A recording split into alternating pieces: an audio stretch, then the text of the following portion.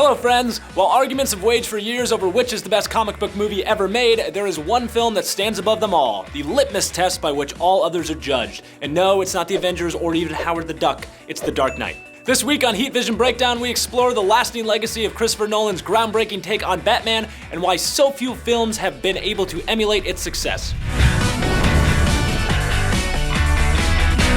10 years ago, The Dark Knight hit theaters and changed cinema forever. Serious cinephiles have since dissected Nolan's magnum opus like the remains of King Tutankhamun. While The Dark Knight is undoubtedly a masterpiece in the superhero genre, it leaves behind a legacy much larger than Heath Ledger's Joker inspiring every single person's Halloween costume in 2008, even me.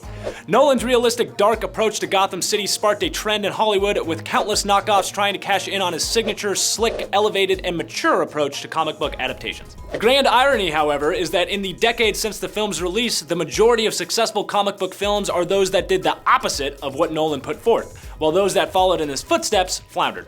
The MCU, which officially launched mere months before The Dark Knight hit theaters in July of 2008, with Robert Downey Jr. charming all of our collective pants off in the first Iron Man film, has gotten, well, kind of big in the past 10 years and grossed billions of dollars, all while offering up a brighter, more lighthearted universe that served as the polar opposite to the gritty groundwork laid down by Nolan's Dark Knight trilogy on the DC side. On the other hand, films that tried to ride the wave of Nolan's success included X-Men Origins Wolverine, pitched by star Hugh Jackman as an origin story similar to Nolan's Batman Begins, but remembered for sewing shut Deadpool's mouth and putting Will.i.am in a bejeweled cowboy hat, Terminator Genesis, which just, no, and of course the current DCEU. I want to die. Nolan's fingerprints were all over 2013's Man of Steel as he broke this story with Dark Knight collaborator David S. Goyer, who penned the script.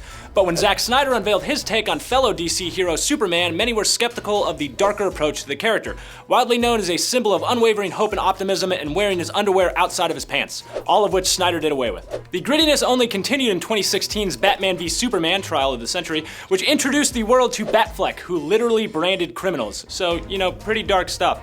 Films like Suicide Squad and Justice League, both panned by critics, also featured dark aesthetics. Seriously, I can't tell what's going on. Where is the sun? Film something in the daylight.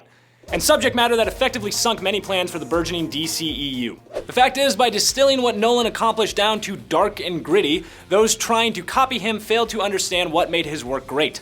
Attention to the smallest details that makes even the tiniest moments in his film engrossing. Nolan was the last holdout before the world became obsessed with cinematic universes. His movies were never about setting up the next thing, and that includes the Joker tag at the end of Batman Begins. At the time, he did not actually know there'd be a second film, much less that the Joker would star in it. Nolan famously doesn't use second unit directors because he wants to be there for every shot, and The Dark Knight notably had no deleted scenes, sorry if you bought the DVD, because Nolan and brother/co-screenwriter Jonathan were so strict during the scripting phase. And coming 3 years after Batman Begins, Nolan was given time to create what he wanted rather than having to adhere to strict, universe-spanning release dates that plague franchises today. He took time to make a smaller film, 2006's The Prestige, before The Dark Knight, a creative palate cleanser, if you will. Or maybe he just had a personal beef with Hugh Jackman and wanted to see him drowned hundreds of times.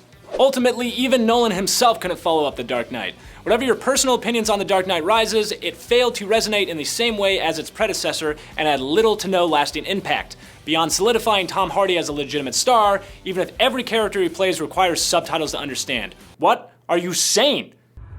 Believers. No. Lost among the endless commentary pieces and deep dives into the mind of Nolan's Bruce Wayne and Joker are the very real, lasting impressions the film had on the movie business at large. While many remember Heath Ledger's posthumous and very well deserved Best Supporting Actor win at the 81st Academy Awards, fewer seem to recall the film itself was not up for Best Picture, and the consequences that omission came with. Following backlash from fans that the Academy would have the gall to snub The Dark Knight, the Oscars expanded their Best Picture category to include up to 10 nominees, a practice that is still in place today and was designed to make the Oscars more appealing to general audiences, but in reality, had quite the opposite effect. While the expansion allowed for the inclusion of popcorn fare like James Cameron's Avatar and George Miller's Mad Max Fury Road, it also diminished the prestige of earning a Best Pick nomination and led to fringe contenders like Extremely Loud and Incredibly Close and The Blind Side to earn nominations, though the latter earned Sandy Bullock a Best Actress Oscar and is also just a delightful little film. I love it. All of this, of course, just goes to show how important a film like The Dark Knight is,